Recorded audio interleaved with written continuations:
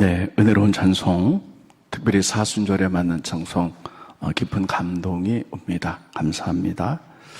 오늘은 여러분들에게 요한복음 5장 베데스다 연못에 대해서 말씀을 좀 전하도록 하겠습니다. 여러분들이 너무나 잘 아는 말씀이에요. 그래서 조금 더 깊게 들어가서 말씀을 전할 텐데 여러분이 잘 들으시고 삶의 유익이 있으시기를 바랍니다. 내용은 다음과 같습니다. 예수님이 6월절에 예루살렘에 가셨습니다. 양의 문을 통하여 예루살렘에 들어갔는데 베데스다 연못이 있습니다. 근데 거기에 많은 환자들이 있어요. 왜냐하면 베데스다 연못에 1년에 몇 번씩 천사들이 내려와서 물을 휘저으면 물이 흔들릴 때 제일 먼저 거기에 들어간 사람이 병이 낫는다라는 이야기가 있습니다. 그래서 많은 사람들이 먼저 들어가기 위해서 천사가 언제 물을 통할지 모르죠. 그래서 거기 다 진치고 있습니다. 근데 예수님이 거기를 가셨어요. 38년 된 환자를 보시고 이렇게 말씀하십니다. 내가 낫고자 하느냐? 그랬더니 그분이 네, 낫고 싶습니다. 그런데 물이 동할 때 먼저 들어가고 싶으나 제 몸이 말을 안 들어 다른 사람이 먼저 들어갑니다. 그랬더니 예수님이 말씀하시죠. 내 자리를 들고 일어나 걸으라. 그 말씀에 그가 깨끗이 낫게 되어서 회복되게 되었다 하는 것이 본문의 말씀입니다. 여러분 잘 아는 말씀이고요. 저는 이 부분을 통해서 두 가지로, 혹시 시간이 허락하면 세 가지로 말씀을 전하도록 하겠습니다. 첫째, 예수님이 38년 된 병자를 보고 이렇게 말씀합니다. 내가 낫고자 하느냐?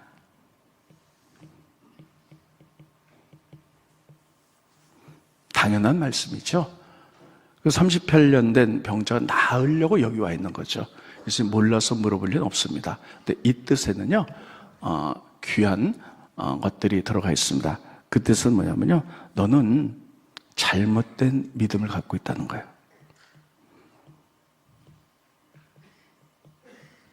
왜냐하면 내가 낫고자 하느냐? 그런데 네가 선택한 것은 베데스다 연못이라는 거예요.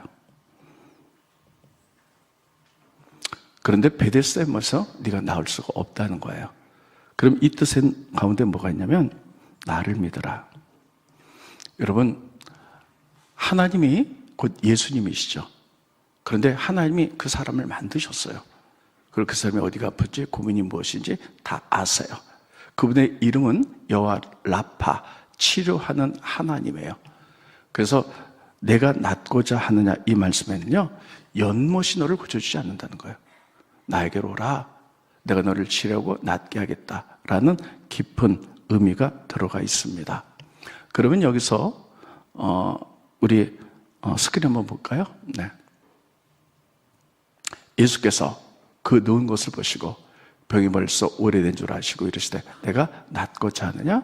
낫기 위해서는 나에게 와야지. 연못을 기다린 건 잘못된 믿음이다. 이렇게 표현하고 있습니다. 그러면 베데스다 연못에 대해서 우리가 좀 알아야 되겠습니다. 예루살렘 성에는, 여기가 예루살렘 성입니다. 여기 가운데 하나님의 성전이 있죠. 근데 예루살렘 성에 들어간 여러 문이 있어요. 그런데 가장 사람들이 출입이 많은 문이 양의 문입니다. 왜 양의 문에 가장 사람들이 출입이 많냐면 그들이 예루살렘에 가는 목적은 하나님께 예배하기 위함이에요. 우리는 지금 성경 찬송을 통해서 예배하지만 옛날에는 동물들을 잡아서 죄 용서받고 헌신하고 그랬습니다. 그러다 보니까는 양의 문에 많은 사람이 출입했고 양들도 굉장히 많이 출입을 했습니다. 근데 양의 문 입구에 베데스다 연못이 있는 거예요. 그 연못은 어떻게 사용되느냐? 연못은 첫째, 예루살렘 안에 식수를 제공했어요. 있는 사람들이 다 먹고 살아야죠. 두 번째는요, 예루살렘 안에 여러분 지금 양들을 가지고 제사를 지내면 굉장히 많은 양들이 왔거든요. 근데 하나님은 온전한 제물을 원하셨어요. 그래서 양을 데리고 오다 보면 먼지가 묻기도 하고 또 뭐 여러 가지 오물이 묻기도 하고 그렇죠. 그래서 양의 문에 들어와서 베데스다 연못에서 양들을 씻깁니다. 그리고 하나님께 제물로 드리죠. 그래서 정결케 하는 이런 일들을 했던 것이 바로 베데스다 연못이에요. 자, 그런데 이 베데스다 연못은요, 간헐천이에요. 용천수라고 하죠. 그 얘기는 뭐냐면, 우리들도 이렇게 지대 보면요, 이렇게 땅이 막 흔들려서 물이 이렇게 솟아오르는 때가 있어요. 이걸 간헐천, 용천수다 그래요. 그래서 베데스다 연못은요, 평일에 가만히 있다가 밑에서 지어서 이렇게 나올 때가 있어요. 그런데 옛날에는 과학이 발달하지 못했죠. 그래서 사람들은 그 부분을 이렇게 해석을 했습니다. 이 연못이 가끔 이렇게 흔들리는 거는 하늘에서 천사가 내려와서 그 물을 이렇게 휘젓는구나. 아마 그렇게 할 때 한두 사람이 그 연못에 들어갈 수도 있었겠죠. 근데 우연히 날 수도 있었을 거예요. 그러니까 그것이 소문이 나고 내려오고 해서 그들에게는 한 가지 전설적인, 그리고 어떤 미신적인 이런 얘기들이 전파되기 시작했습니다. 베데스다 연못에 가면 물이 동할 때 제일 먼저 들어서 낫는데 라는 것이에요. 여러분, 지금 이런 상황 속에서 38년 된 병자도 여기 있게 됩니다. 우리가 오늘 본 말씀을 자세히 보면요, 여러분 성경 읽다 보면 성경 부분에 가로치는 부분이 있어요. 오늘 본 말씀도 2절 3절에 가로를 쳤습니다. 먼저 보고 설명을 드리도록 하겠습니다. 스크린 보십니다. 그 안에 많은 병자, 맹인, 다리 젖는 사람, 혈기 많은 사람이 누워 있었다. 그리고 가로가 쳐졌죠. 물의 움직임을 기다리니 이는 천사가 가끔 못에 내려와 물을 움직이게 하는데, 움직인 후에 먼저 들어가는 자는 어떤 병에 걸렸는지 낫게 됨이라고 가로를 닫았어요.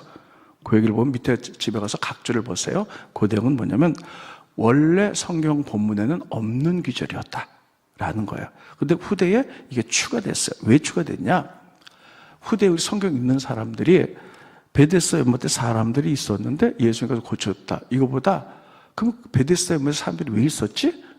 그 배경을 얘기하는 거예요. 천사들이 내려서 이렇게 할 때 그때 제일 먼저 들어서 낫는다. 이게 가로쳐 있거든요. 누가 후대에 걷다가 설명을 해서 넣은 거예요. 그래서 베데스다 연못이 천사가 할 때 제일 먼저 들어서 낫는 그 배경 속에서 이해하라고 후대 사람들이 거기를 가로를 치고 성경을 삽입을 한 겁니다. 아무튼 여러분, 사람들이 예루살렘 성에 왜 들어옵니까? 하나님께 예배하기 위해서 들어오는 거예요. 하나님께 예배하려고. 그러면 하나님은 우리를 치료하는 하나님인 줄 믿습니다. 그러면 우리들이 베데스다 연못에 와갖고 예루살렘 성전에 들어가고요, 예배가 중요하고 하나님께 고백하는 것, 믿음으로 나가는 것, 하나님이 나의 구세주고 또 하나님이 나를 치료한 여호와 라파나입니다. 이게 중요한 거예요. 이게 바른 믿음이죠. 그런데 들어와서 성전에 들어서 예배보다는요, 연못 자체를 믿는 거예요. 이 연못에 물이 동할 때 제일 먼저 들어가면 낫는데 라는 어떤 전설적이고 미신적인 것들이에요. 이것이 소문에 소문도 내려와서 여러분, 그래서 예수님께서는 그것을 보면서 이렇게 얘기합니다. 내가 낫고자 하느냐? 네가 잘못된 믿음을 가졌다. 이 연못을 통해서 나을 수가 없다는 거예요. 그 얘기는 나에게 오라는 거예요. 내가 곧 하나님이고 내가 치료한 하나님이고 너를 만들었고 내 모든 어느 부분이 아프고 어디가 고통스러운지 다 아는 하나님이다. 내가 고치겠다. 이런 의미가 있습니다. 여러분, 이것을 통해서 우리가 기억해야 될 것은 어떤 것이냐면, 성경에 보면 하나님을 믿으면서도요, 미신적인 요소가 많아요. 이스라엘 사람들도 하나님 믿으면서요, 외부로부터 어떤 신비적인 것을 받아들여서 미신적인 요소가 많이 있었습니다. 하나님은 이런 것들을 다 타파시를 원하셨어요. 예를 들면 구약에 이스라엘 민족이 애굽을 나와서 광야를 지나갑니다. 근데 광야에서 막 하나님 원망하죠. 그랬더니 불뱀이 나와가지고 막 사람들을 물어서 죽게 돼요. 근데 모세가 그것을 보고 너무 안타까워서 하나님께 중보기도 했더니 하나님 이렇게 말합니다. 그러면 넌 놋을 가져다가 놋뱀을 만들어가지고 장대 깊게 높여 올려라. 그것을 쳐다본 사람 다 낫게 될 것이다. 그렇게 했어요. 그때 많은 사람이 낫게 됐죠. 여러분, 그런데 이 놋뱀 자체가 능력 있는 건 아니잖아요. 하나님 말씀이 능력이 있는 거잖아요. 그런데 이후로 700년 동안 사람들은 이 노뱀에 무슨 능력이 있는지 여기에 분양하고 여기에 예배를 드렸어요. 병에 있는 사람은 여기 와서 고쳐달라. 이런 미신적인 요소죠. 그랬을 때 우리가 열왕기에 히스기야 왕 때 종교 개혁을 일으키죠. 그래서 히스기야 왕이 미신적이고 우상적인 걸 다 타파하죠. 근데 그때까지 이 노우스다의 뜻은 뭐냐면 이게 철조가리 이런 거예요. 여기에 계속 예배하고 분양하면서 이거는 미신적인 거야. 그래서 그것을 철폐하는 장면이 나옵니다. 스크린 보십니다. 열왕기상에 보면 여기서 그라는 것은 히스기야 왕이죠. 산당들을 제거하며 주상을 깨뜨리며 아사라 목상을 찍으며 모세가 만들었던 노뱀 700년 동안 사람들이 그걸 우상으로 섬겼어요. 이스라엘 자손이 이때까지 행하여 분향함으로 거기서 예배드리고요, 거기서 기도하고 이랬다는 거예요. 그것을 부수고 노우스다이라 일컬었다. 이건 하나의 쇳덩어리, 노덩어리에 지나지 않아. 이렇게 했다는 거예요. 하나님을 믿으면서도 말씀 밖에 있는 것들을, 미신적이고 전설적인 것들을 이렇게 할 때 하나님 그런 것들을 다 부순 것을 알 수가 있습니다. 예수님도 오늘 그것을 말씀하시는 거예요. 이런 얘기는 또 있어요. 기도원 때 여러분, 우리가 요즘 성경 읽기 표를 해서 일독을 하는데 아마 지난주에 사사기를 읽으면서 기도원에 관한 이야기를 다 읽으셨을 거예요. 기도원 때 100만의 미디안 사람들이 쳐들어옵니다. 하나님의 능력으로 그 전쟁에 이기게 돼요. 그런데 이 미디안 사람들은요, 달신을 섬겼어요. 그래서 달이 도와준다는 의미로 몸에 부적처럼 귀에다가 이렇게 금붙이, 귀걸이를 하고 다녔어요. 근데 기본이 이게 되니까 백성들에게 그걸 다 갖고 와라. 그래서 갖고 와가지고요, 그가 무엇으로 만들었냐? 그것을 가지고 금으로 만든 에봇을 만들었어요. 에봇이 무엇입니까? 제사장들이 입는 옷이에요. 이거는 그냥 하나의 상징이에요. 하나의 능력을 이겼다, 이렇게 볼 수 있죠. 그런데 사람들은요, 이 에봇을 보면서요, 거기에 절을 하는 거예요. 이 에봇이 우리를 구원할 거고, 이 에봇이 우리를 믿음으로 이끌어갈 거고, 치유할 것이고, 이렇게 했다는 거예요. 그래서 성경은 그 부분을 뭐라고 말하고 있냐면요, 음란하게 여겼다, 이렇게 표현합니다. 스크린 보십니다. 사사기 보면 기드온이 금으로 에봇 하나를 만들어 자기 성읍 오브라에 두었더니 온 이스라엘이 그것을 음란하게 위함으로 그것이 기드온과 그의 집에 올무가 되었더라. 음란하게 했다는 건 뭐냐면요, 영적 간음이라는 거예요. 여러분, 하나님과 우리 사이를 성경은 부부 사이로 표현해요. 하나님은 남편, 우리는 아내. 우리가 정상적인 가정에서도 아내와 남편이 만약에 간음하라고 하면 음란하면 안 되죠. 근데 우리가 하나님을 믿으면서도 우상 섬기고 말씀 뛰어넘어 다른 미신적인 것들을 행했다. 그건 영적 음란, 이렇게 보여요. 그러니까 그 얘기는 뭐냐면요, 하나님을 믿으면서도 이 에봇 자체가 무슨 능력이 있는 것처럼 거기 분향하고 예배하고 기도했다, 이런 뜻이에요. 그러니까 여러분, 이런 미신적인 요소 하나님께서 기뻐하시지 않죠. 그래서 그런데 절하고 분향하고 하는 사람들에게 너희는 잘못된 믿음을 가졌다는 거예요. 여러분, 우리는 지금 개신교, 기독교를 다녀요. 개신교가 왜 생겼습니까? 천주교의 타락 때문이에요.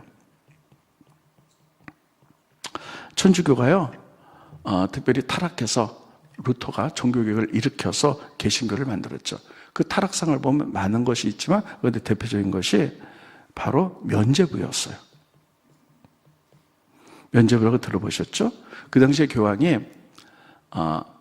베드로 성당을 짓기를 원했어요. 여러분 나중에 좀 여유가 되셔서 로마를 여행하실 때 보면 베드로 성당 한번 가보세요. 아주 어마어마합니다. 그것을 지으려니 많은 돈이 필요했죠. 그래서 그들이 착안해낸 게 뭐냐면 말씀을 뛰어넘어 엉뚱한 걸 말하는 거예요. 우리 죄는 예수의 보혈로만 용서받는 줄 믿으시기 바랍니다. 근데 그들이 돈이 필요하니까요, 면죄부를 만들어 놨어요. 그래서 너희가 죄 지면 돈 주고 이 면죄부 사라. 그럼 너희가 죄가 용서 받는다, 이런 뜻이에요. 그러니까 여러분, 나쁜 짓 많이 해서 부자가 된 사람들은요, 돈을 많이 주고 면죄부를 산 거예요. 그래서 우리가 용서받았어, 이렇게 하는 거죠. 그것으로 베드로 성당을 짓게 된 거죠. 이거는 말씀을 뛰어넘는 미신적인 거고 있을 수가 없는 얘기죠. 그런데다가 또 특별히 천주교에서는요, 이런 것들이 있었어요. 그 믿음 생활 잘하는 사람을 성인이라 그랬잖아요. 돌아가신 성인의 유품이나 또는 성인이 다 화장을 하는데 뼈 있으면요, 이런 것들이 무슨 능력이 있다고 생각했어요. 그래서 그것을 가지고 거기서 기도하고 몸이 아플 때 기도하면 그들이 치료해진다는 이런 말도 안 되는 일들을 했어요. 그래서 이런 잘못된 말씀을 뛰어넘는 비신앙적인 것을 가지고 루터가 이건 아니다. 그래서 종교개혁을 일으켜서 개신교가 된 거예요. 그래서 우리 개신교 기독교는요, 따로 했습니다. 오직 말씀. 개신교는 오직 말씀이에요. 두 번째, 오직 은혜예요. 따로 했습니다. 오직 은혜. 오직 말씀. 그래서요, 지금도 천주교는 물론 이런 문제는 천주교가 다 해결했죠. 근데 천주교는 웅장하잖아요. 그런 예식들을 굉장히 중요하게 있잖아요. 근데 개신교는 그렇잖아요. 오직 말씀. 가장 중요한 말씀 우리가 알아야 된다. 그래서 말씀 중심에, 그래서 오직 말씀, 그리고 오직 은혜로 우리가 이루어진다. 이렇게 되는 거죠. 그래서 개신교는 말씀 종교의 신앙입니다. 그런데요, 이거는 예전의 시대라 이렇게 생각했지만 이 시대도 마찬가지입니다. 하나님 말씀을 뛰어넘어 여러분 미신적인 요소가 아직도 교회에 있었어요. 지금은 이제 그런 게 많이 없지만 예전에 이런 적이 있었어요. 개척가 얼마 되지 않아서 어떤 교인이 등록했는데 그때 신방을 가면은 교패를 이렇게 붙이잖아요. 교패를 붙이면서 그 교패가 뭡니까? 하늘비전교회 교인입니다. 이런 표시잖아요. 근데 그분이 이렇게 말씀하셨어요. 교패를 붙이는데 몇 개 더 달라는 거예요. 그래서 왜 그러냐? 그랬더니 우리 애들 가방에도 붙이고 그래서 왜 그러니까 이 교패가 자기를 지켜준다고 생각하는 거예요. 그걸 부족처럼 여기는 거예요. 교패를 갖고 있으면 교패 대문에 붙이면 이 교패가 우리를 지켜줘서 악한 것이 못 들어온다. 애들 가방에 하나 붙이면 애들이 악한 것에 해를 받지 않는다. 그러니까 부족처럼 이렇게 여기는 거예요. 그래서 도대체 이런 거 어디서 배웠냐? 그랬더니 그 전에 어떤 교회를 했는데 거기서 그렇게 배워서 자기 그렇게 믿는다는 거예요. 이렇게 미신적인 것들이 있습니다. 말씀을 뛰어넘는 거. 그리고 제가 목회한 지 40년쯤 됐는데 처음에 처음에는요 축사 사역도 좀 했어요. 귀신 쫓아내는 것.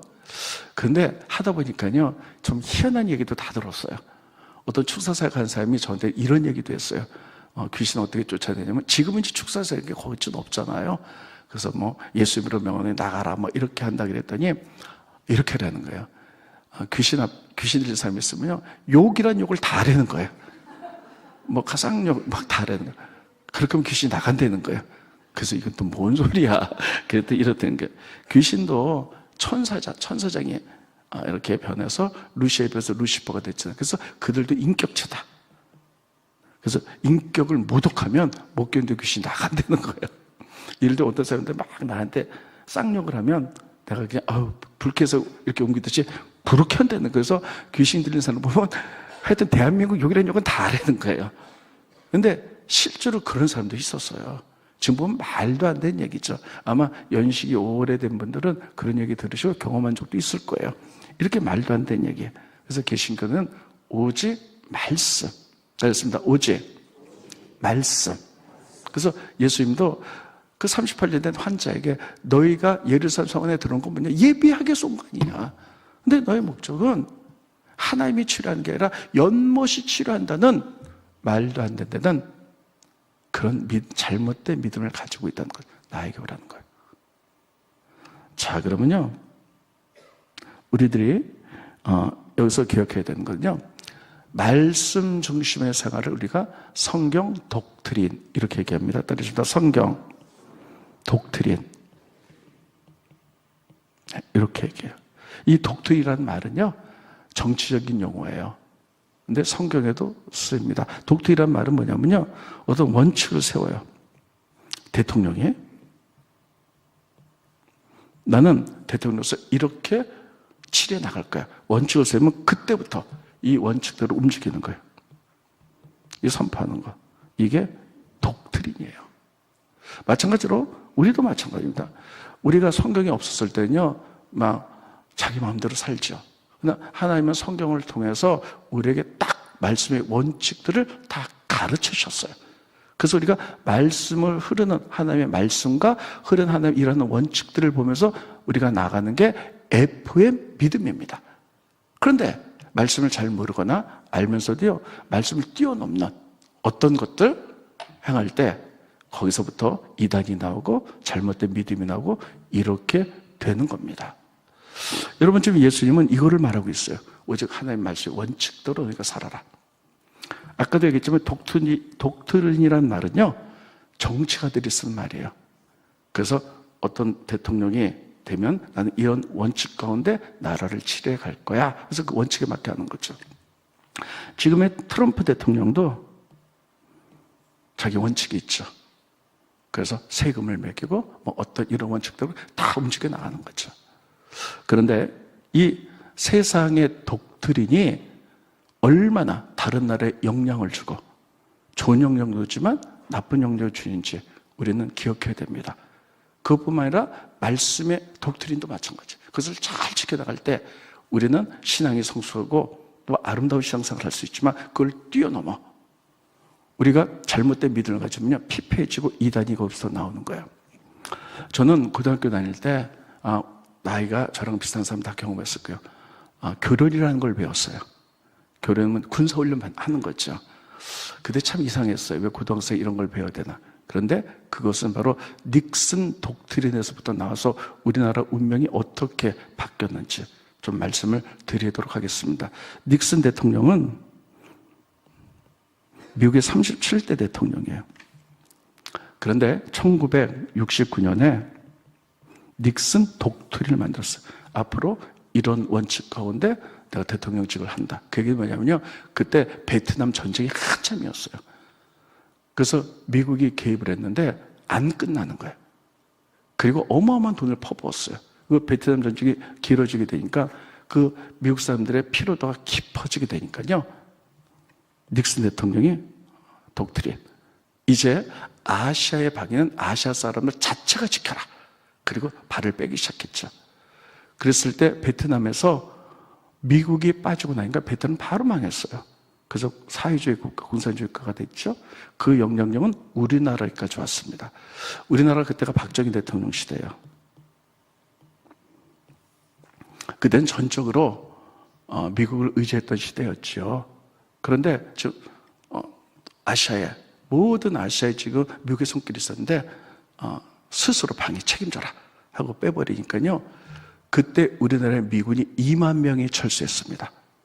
그랬더니 박정희 대통령이 나라가 굉장히 위험하다는 걸 느꼈어요. 왜냐하면 그 당시에 북한은요, 우리나라보다 더 잘 살고 무기도 더 강력했던 때예요. 미군이 빠져나가니까 나라를 지켜야 되잖아요. 그래서 그때부터 박정희 대통령이 했던 게 무기를 만들어. 그전에는요, 우리나라에서 수류탄 하나, 총 하나 못 만들었어요. 그때부터 무기를 만드는 일이 벌어졌고, M16, 우리 군대 간 사람 다 알아요. M16 소총. 그거 그런데 이거 그때 만들었고, 수류탄도 우리나라 힘으로 그때 만들어졌어요. 뿐만 아니라 우리가 방위세를 냈고요, 방위성금. 그리고 초등학교부터 어른까지 다 방위성금, 우리가 나라가 IMF 때 근무국 했던 것처럼 그때 방위성금으로 저도 기억이 나요. 막 이렇게 학교에서 그래가지고 뭐 조금씩 내고 해가지고 나라를 지키 이런 것도 있고요. 그때 강력하게 됐던 것이 예비군 활동의 강화였어요. 이게 1969년인데 우리나라가 예비군이 만들어진 건 1968년, 1년 전이에요. 이때 왜 예비군이 만들어졌냐? 북한에서 간첩 김신조가 넘어왔어요. 여러분 기억하시죠? 그들이 넘어와서 어떻게 되냐면 청와대 속에서 대통령을 죽이는 게 임무였어요. 그게 발각되었죠. 위기를 느낀 대통령이 이러선 안 된다. 그리고 국력을 기울여서 예비군이 그때 창설됐어요. 그 다음에 닉슨의 독트린을 통해서 미군이 빠져나가니까 나라를 지켜야 되잖아요. 자주국방. 이란 말도 그때 나왔고요. 그래서 예비군이 강화되기 시작했어요. 그리고 학생들도 만약을 대비해서 전쟁 훈련을 해야 된다. 그래서 교련벽을 폈고 우리 내 시대 때 사람들은 전부 다 교련을 했어요. 그래서 고등학교 때 다 몇 시간씩 이렇게 총을 가지고 이런 훈련들을 다 했었습니다. 그러다가 박정희 대통령이 그때 했던 것이 뭐냐면, 그때는 북한이 우리나라보다 무기도 많고 더 잘 살았던 시대예요. 미군이 빠져나가니까 위기의식을 느낀 거예요. 그러면서 대통령 선거가 돌아왔는데 만약에 정권이 바뀌면 이 혼란을 통해서 북한이 쳐들어올지 모르겠다. 이런 생각 가운데 그가 만드는 게 유신체제였습니다. 그 당시에 대통령으로서 이해는 가요. 근데 이건 독재죠. 우리나라는 민주주의 공화국입니다. 그래서 이거는 허락이 안 되는 거죠. 아무튼 이것을 통해서 지금까지 이 싸움이 지금까지 계속되고 있잖아요. 이런 것들을 통해서 우리나라 이 싸움과 이런 모든 것들이 미국의 닉슨 독트린의 시작으로부터 이렇게 막 엄청난 영향력이죠. 한 나라 지도자가 어떠한 결정을 내리고 어떤 원칙 가운데 일하냐에 따라서 얼마나 영향을 끼치는 것을 알 수가 있죠. 이게 지금 문제가 아니라 중요한 것은 성경 독트린이에요. 우리는 하나님을 믿으면서 성경 따랐습니다. 오직 성경. 다시요. 오직 성경. 하나님은 당신을 계시하는 게 성경밖에 없어요.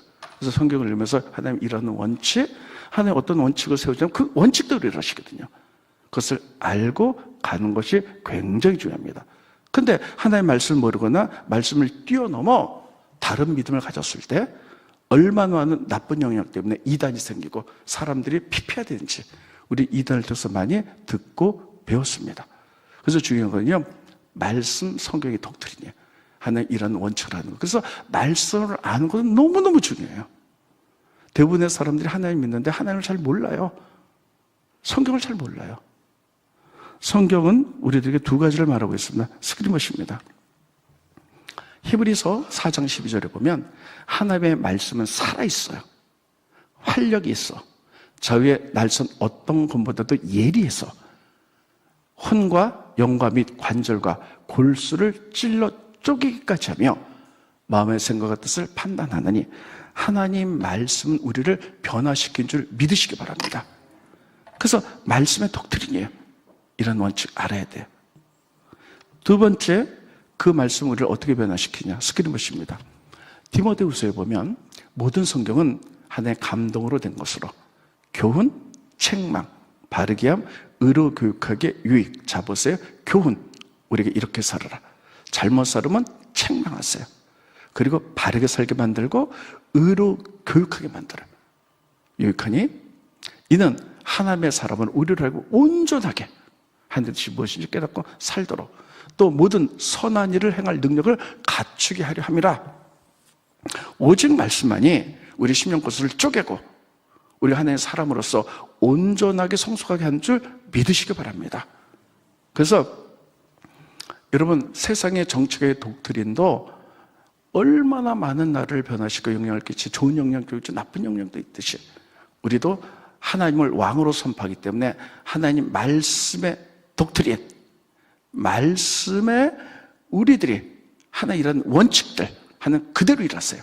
그것을 바로 와서 말씀을 읽고 말씀을 뛰어넘어 어떤 미신적이거나 전설적이거나 잘못된 믿음으로 나아지 마시기를 예수님의 이름으로 축원드리겠습니다. 따라했습니다. 오직 말씀. 다시 오직 말씀. 오직 말씀이에요. 이게 계신 겁니다. 두 번째입니다. 예수님은 이렇게 말씀하셨어요. 하나님이 일하시니 이제까지 나도 일한다. 스크린 보시고 계속 설명하겠습니다. 유대인들이 이로 말미암아 더욱 예수를 죽이고자 했어요. 네, 자 보세요. 이 부분 설명하겠습니다. 요한복음에 국한 겁니다. 요한복음에 보면요, 예수님의 7가지 기적이 나와요. 첫 번째 기적은 물을 가지고 포도주 만든 거예요. 두 번째 기적은요, 왕의 신하의 아들이 병들어 죽게 생겼을 때 예수님 고치셨어요. 그리고 세 번째 기적이 오늘 베데스다 연못. 베데스다 연못에서 고치셨어요. 이게 세 번째 기적이거든요. 그런데 여러분, 이 첫 번째, 두 번째 기적과 세 번째 기적은 많은 차이가 있습니다. 첫 번째, 두 번째 기적은요, 사람들이 찾아왔어요. 예수님께 찾아왔어요. 그래서 예수님, 포도가 떨어졌는데 어떡하죠? 예수님이 물을 가지고 포도를 만드셨어요. 두 번째 기적도 왕의 신하 아들이 죽겠으니까 왕의 신하가 막 찾아와요. 우리 아들 고쳐주십시오. 그래서 예수님은 수동적으로 하셨어요. 그래 하고 고치셨어요. 근데 세 번째 기적부터는 완전히 달라집니다. 예수님이 능동적으로 적극적으로 나갔어요. 베드사에서 찾아가셨어요. 찾아가셔서 병든 자를 가지고 고치셨어요. 하나님 나라를 위해서 능동적으로 나가니까 바로 사단은 공격합니다. 그래서 이거 안식일인데 왜 일을 해? 하면서 유대인들이 공격해서 예수를 죽이려고 했다. 스크린 보시죠. 다시 보이세요, 그 부분? 네. 유대인들이 이로 말미암아 예수를 죽이고자 한다. 공격이 들어오는 거죠. 자, 적으세요. 신앙의 원리도 마찬가지입니다. 우리가 하나님 자녀가 돼가고 아무것도 안 하면 주일날만 교회만 오면요 아무 일도 일어나지 않아요. 그냥 편안하게 살 수 있어요. 근데 우리에게 주신 사명은 그게 아니잖아요. 하나님 나라를 세우는 거잖아요. 이렇게 해서 세상에 적극적으로 전도하거나 영향을 끼쳐 나갈 때 사단은 반드시 공격합니다. 그래서 어려움과 고난을 당할 때, 그러면 어려움과 고난을 당할 때 예수님 어떻게 하셨냐는 거예요. 예수님이 어이구야 내가 하나님 나라를 세우려고 했더니 나를 죽이려고요? 지금 때가 아닌가 봐. 조금 쉬었다가 조용히 좀 하지. 이렇게 하시지 않으셨어요. 그들 여기서 담대하게 말했어요. 하나님이 이제까지 일하시니 나도 일한다는 거예요. 정면 도전한 거죠. 스크린 보십니다. 예수께서 그들에게 이르시되 내 아버지께서 이제까지 지금까지 일하시니 안식일로 일하신다. 나도 일한다는 거예요. 다 같이 한번 읽어봅니다. 시작. 예수께서 그들에게 일하시되 내 아버지께서 이제까지 일하시니 나도 일한다. 예수님은 우리 신앙의 모델이세요. 우리가 아무것도 안 하고 나 혼자 편안하게 신앙생활하면서 조용히 교회만 왔다 갔다 할 그러면 사단도 건드리지도 않아요.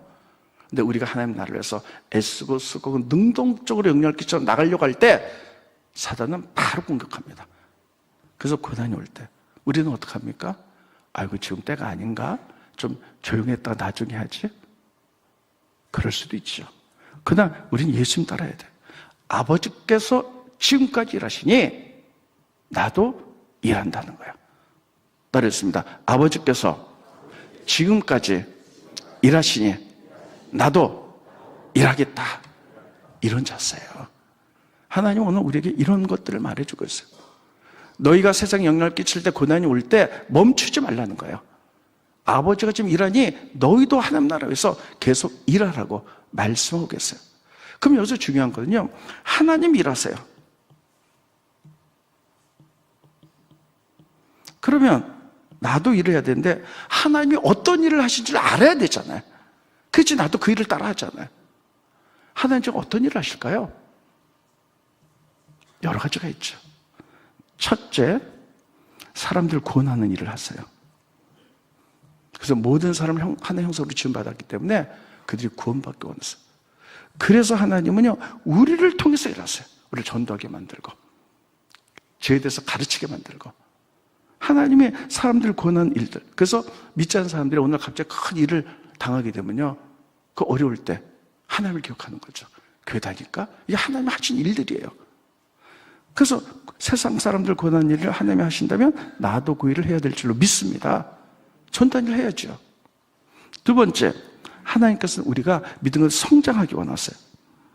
그래서 우리들이 굉장히 깨끗하고 거룩하게 살기 원하세요. 하나님이 이 일을 하세요. 그래서 우리가 하나님을 믿게 나면요 우리 마음속에 성경 읽고 싶은 마음 생겨요. 기도하고 싶은 마음 생겨요. 그냥 그게 생기는 걸까요? 아니요. 하나님의 성령을 통해서 우리에게 그런 마음을 주시는 거예요. 하나님이 그 성령으로서 우리에게 그런 일들을 하세요. 그렇기 때문에 우리들도 그 일을 하는 거예요. 그래서 우리가 의지를 갖고 힘들고 어렵고 시간이 없다 할지라도 새벽 기도도 오고 성경도 읽고 말씀대로 살으려고 애를 쓰고 이게 하나님 나라의 일이거든요. 하나님 일을 하세요. 세 번째, 하나님이 나에게 원하시는 게 아니에요. 세계 모든 사람들이 하나님 나라를 세우기를 원하세요. 하나님 통치죠. 하나님 다스린 나라. 하나님 무엇으로 다스립니까? 공의와 정의라고 그랬어요. 공의와 정의 하나님. 이것을 알고 여러분 우리들도 그를 최선을 다하는 거죠. 또 하나님은 공의와 정의 제가 너무 많이 말했기 때문에 오늘은 안 합니다. 하나님 평화의 나라. 지금 전 세계는 전쟁에 휩쓸렸습니다. 소련과 우크라이나, 또 미국과 이란, 이게 막 어떻게 될지 우리는 모르겠어요. 근데 분명한 것은 이런 전쟁을 통해서 무수한 생명 주는 거 원하지 않는다는 거예요. 하나님 지금 이 전쟁이 끝나도록, 평화를 끝나도록 하나님이 일하실 거예요. 어떤 세계적인 평화 단체나 이런 걸 통해서 일하실 거예요. 그렇다면 우리들도 이것을 꼭 기도해야 될 줄로 믿습니다. 이게 우리의 할 일들이에요. 하나님이 얼만큼 평화를 원하시냐면, 하나님 나라는요, 이사야서 2장 4절에 잘 나옵니다. 스크린 보십니다. 그가 열방 사이에 판단하시며 많은 백성을 판단하시리니 무리가 그들의 칼을 쳐서 보수를 만든다. 칼은 무기잖아요. 무기 내려놓고 보수, 농사는 이렇게 물건들을 만들고 그들의 창을 쳐서 낫을 만들 것이며 이 나라와 저 나라가 다시는 칼을 들고 서로 치지 아니하며 다시는 전쟁을 연습하지 아니하는 나라, 하나의 통치한 나라는 이런 나라고 세상을 이런 나라로 하나님 만드셨다는 거예요. 근데 인간의 욕심과 어떤 것들 때문에, 이념의 차이 때문에, 이데올로기 때문에 얼마나 많은 사람이 죽나 몰라요. 이런 걸 통해서 하나님은 지금도 평화의 나라로 만들려고 어떤 단체들이나 사람들을 통해서 조정하고 계시죠. 그 우리들도 이것을 위해서 기도해야 되는 거예요. 더 이상 생명이 다치지 않고 평화의 하늘나라가 일어나도록. 이게 하나님 지금도 일하시니 우리도 일해야 되는 거예요. 그리고 나눔, 섬김. 하나님 우리 모두에 관심이 있지만요, 굶주리고 가난한 사람에게 하나님의 눈길이가 있어요. 그게 하나님의 일은 우리들도 거기에 관심을 갖고 가난한 자를 도우면서 축복의 통로로 이렇게 살아가야 되는 거예요. 이게 하나님 나라 일이에요. 또 이제 또 봄이 왔는데 무서운 여름이 옵니다. 여름이 되면 어떤 일이 벌어져요? 기후온난화 때문에 엄청난 일들이 벌어져요. 그래서 막 정말 살 수 없는 날들이 오죠. 비가 내리고 막 지구 온도가 막 올라가고 해일이 일고 홍수가 나고. 여러분, 하나님께서는 이 세상을 완벽하게 만드신 다음에 우리 보고 관리하고 다스리라 그랬어요.